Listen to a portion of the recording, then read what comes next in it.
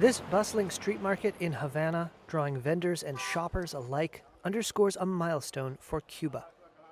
New government data shows that for the first time, the communist country's private sector last year overtook the public sector in retail sales. Preliminary figures from the National Statistics Office indicate the non-state sector accounted for 55% of retail sales of goods and services in 2024, up from 44% the prior year. Diamela Garcia is an entrepreneur and vendor here at the 100th Street Bridge Fair Market and says the private sector's growth is due to simple necessity.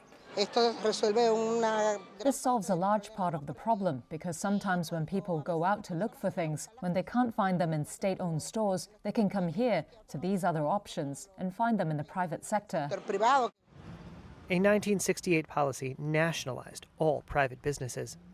But Cuba's state-run economy has contracted by 11% over the last 5 years, marked by frequent blackouts, goods shortages, and high inflation.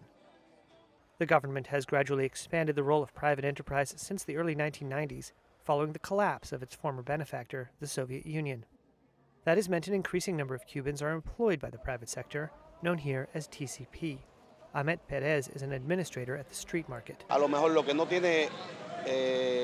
I think it's a good idea to give them more opportunities, to create more jobs, because it's not just about selling.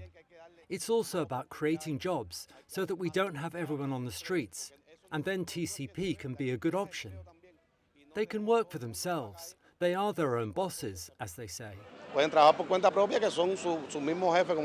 According to official figures, approximately 1.6 million people in a labor force of 4 million are employed in the private sector. Economy Minister Joaquin Alonso told the National Assembly earlier this year that while the country's overall imports have declined, imports by private businesses topped $1 billion, a 34% increase compared to the same period last year.